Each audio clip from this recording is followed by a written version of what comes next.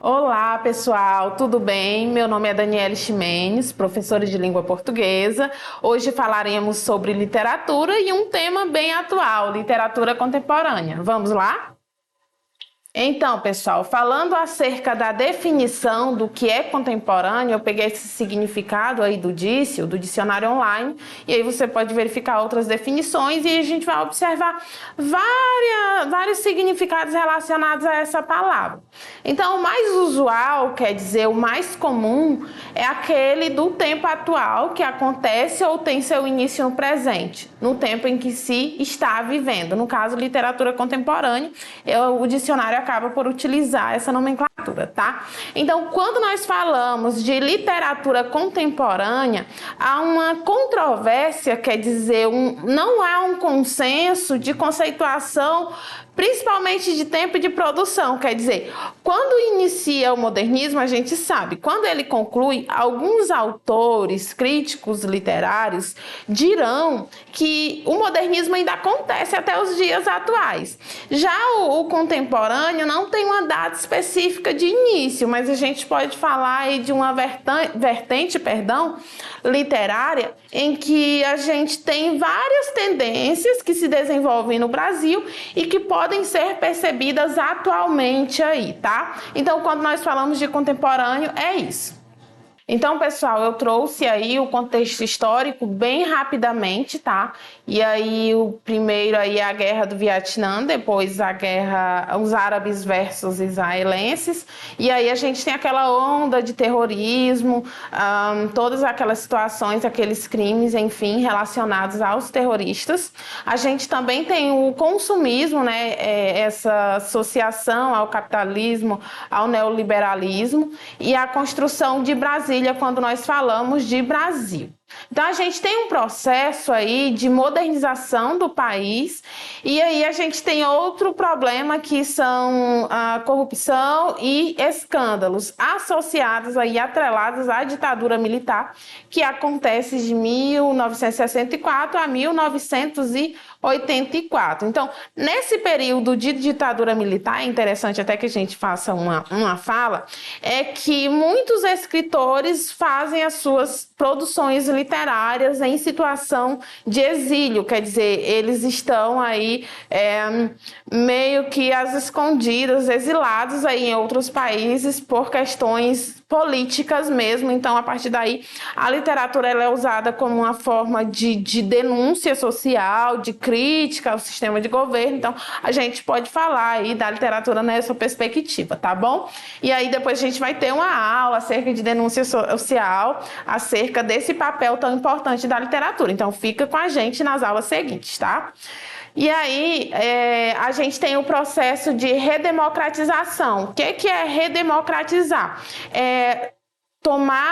Retomar para o povo o poder, quer dizer, a gente tem aí agora, novamente, um governo em que o povo decide quem irá governar o país. Então, a gente não tem mais uma ditadura, uma imposição ali política, e a gente volta ao presidencialismo, tá? Que aí é o sistema de governo do país que perdura até hoje.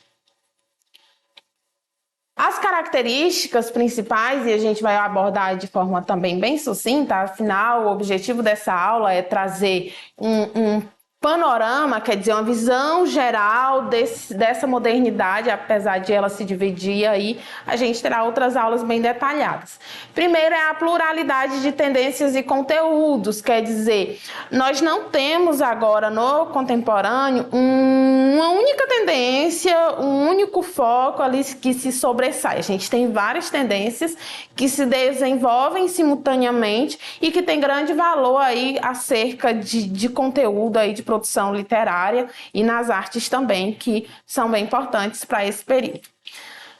Temática político-social, como eu já falei para vocês, abordei, e o experimentalismo formal também é muito comum. A gente vai ter uma produção do conto e da crônica que ganha destaque. Até então a gente não fala tanto de crônica, a gente até fala de conto, mas de uma forma bem, como eu poderia dizer, suavizada, não aparece assim de forma tão intimista. E a crônica ela vai surgir mesmo e ser abordada aí, é o gênero aí do contemporâneo, tá? A gente tem a linguagem cinematográfica, a violência urbana é bastante retratada e a subjetividade, tá?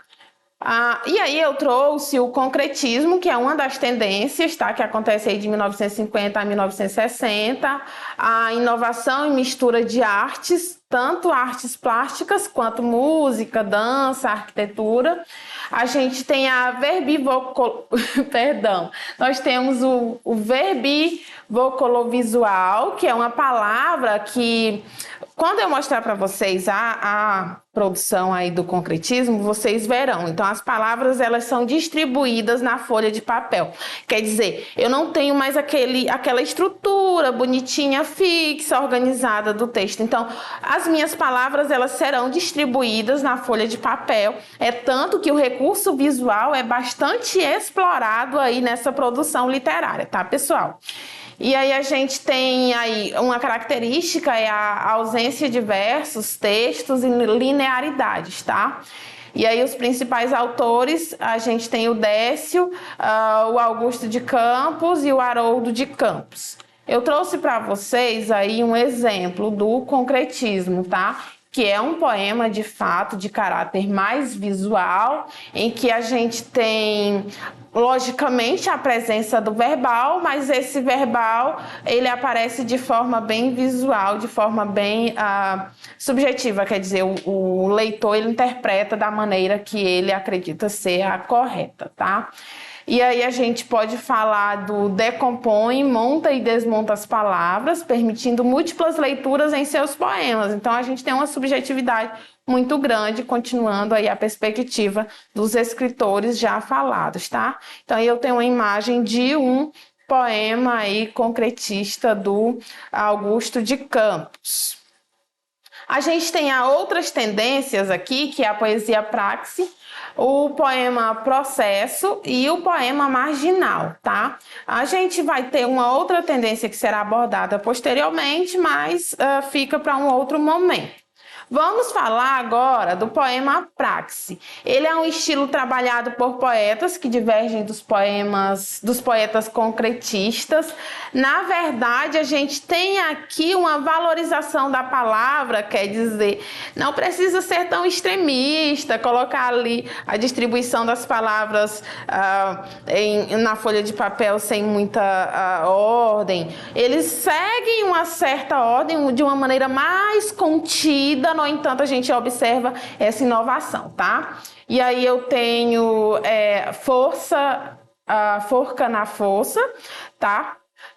Do Mário Chamier, que diz assim: a palavra na boca a palavra força. A forca da palavra força, a palavra rolha fofa. A rolha fofa sem força, a palavra em folha solta. Então, observa, inclusive pela dicção maravilhosa da professora, vocês perceberam, que esses poemas, essas produções, elas têm um caráter bem específico de trocadilhos, quer dizer, que você brinca com as palavras, criando, de fato, essa característica da literatura, tá? E aí a gente tem o poema Processo. Esse poema, gente, ele é mais radical, tá? É uma versão mais radicalizada do concretismo. É tanto que a gente tem a distribuição aí de forma bem mais detalhada, bem mais trabalhada dos signos visuais, que são os elementos visuais. Esse poema aí, intitulado Numéricos, de Vladimir Dias Pino, ele data de 1960 e comprova, de fato, essa radicalidade dessa produção literária, tá? A gente também tem a poesia social, que é feita com uma linguagem simples, aí busca tematizar os problemas da sociedade contemporânea.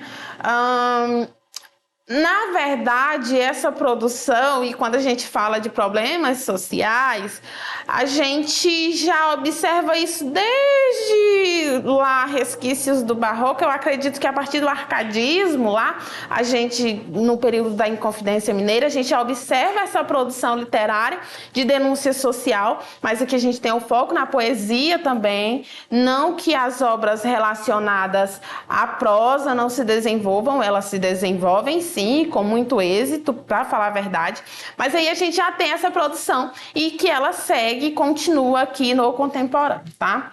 E aí a gente tem a Arte de Amar, do Tiago de Mello, que diz assim: não faço poemas como quem chora, nem faço versos como quem morre.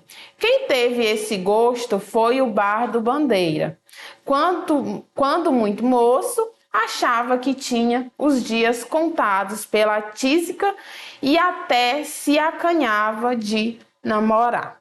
Então, a gente tem aí um poema social, tá? E aí a gente tem a poesia marginal, que também é produzida artesanalmente, quer dizer, a gente tem a produção mão a mão, não tem a divulgação em panfleto, mas a produção mão a mão mesmo, tá? Sendo muito diversificada, abre espaço a diversos temas e formas. Aí a gente tem o soneto da Ana Cristina César. Diz assim: pergunto aqui se sou louca. Quem quer saberá dizer. Pergunto mais se sou sã e ainda mais se sou eu. Que uso o viés para amar e finjo fingir que finjo. Adorar o fingimento fingindo que sou fingida. Então, observa aí a repetição do verbo aí do fingir, tá? Aparece constantemente nessa produção.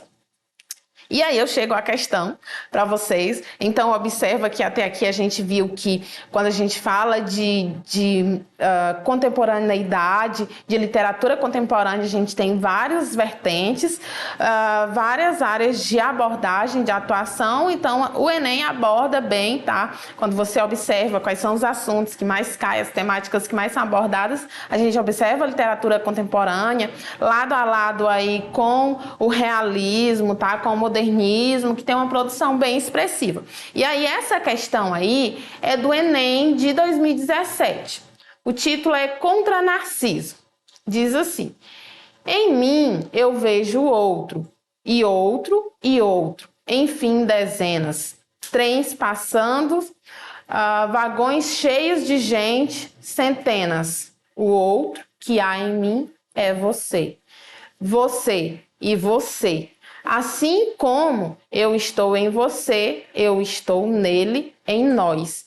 E só quando estamos em nós, estamos em paz, mesmo que estejamos a sós. Aí do Paulo Leminski, tá? Que também é um dos escritores.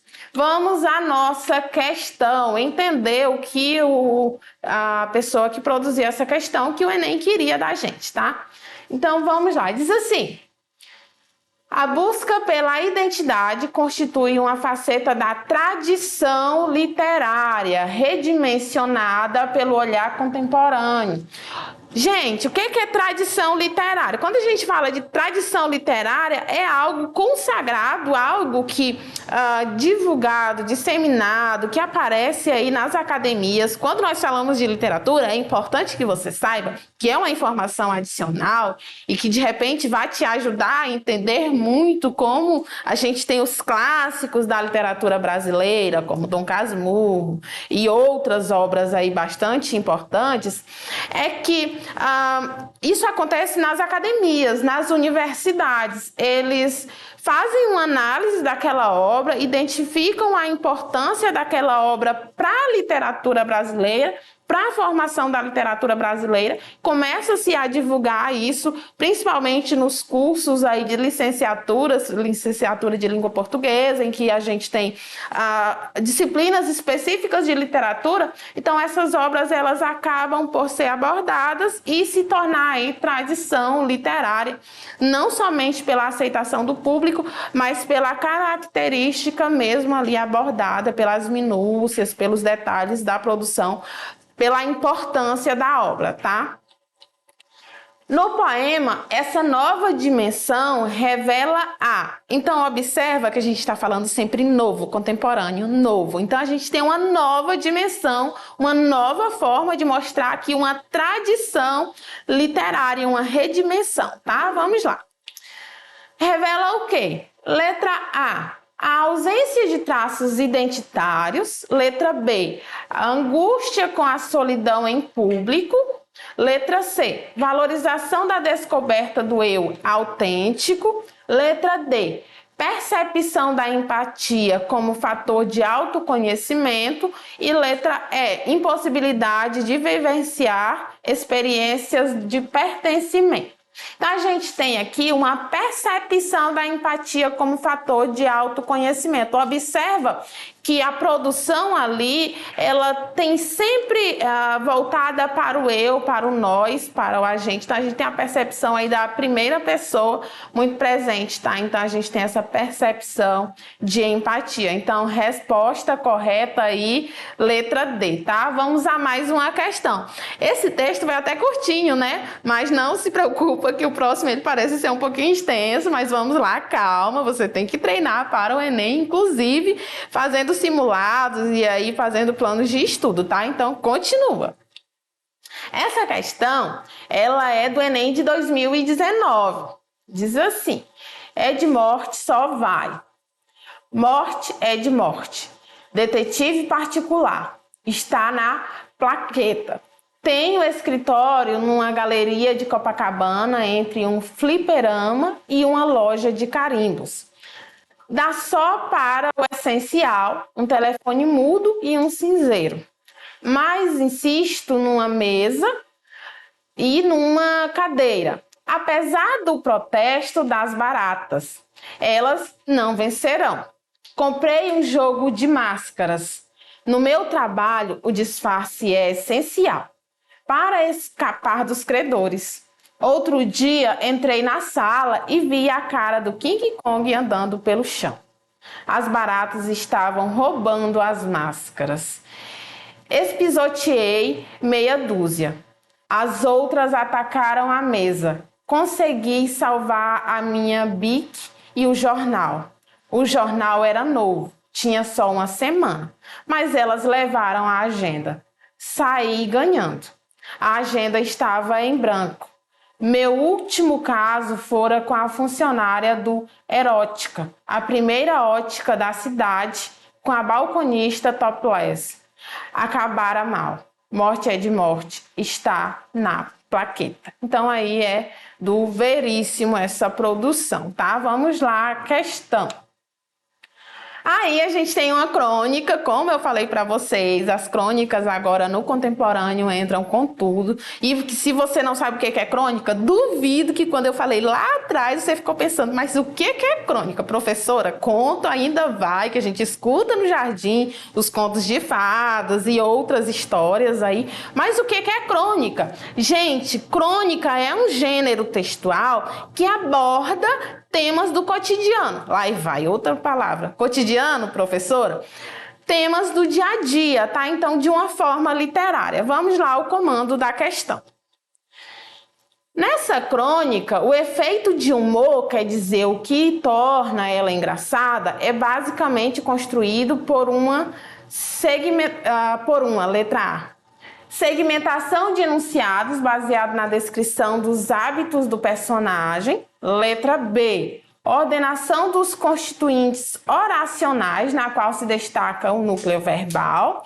Letra C. Estrutura composicional, caracterizada pelo arranjo singular dos períodos. Letra D. Sequenciação narrativa, na qual se articulam eventos absurdos. E letra E. Seleção lexical, na qual predominam informações redundantes. E a nossa resposta aqui é uma sequenciação narrativa, tá?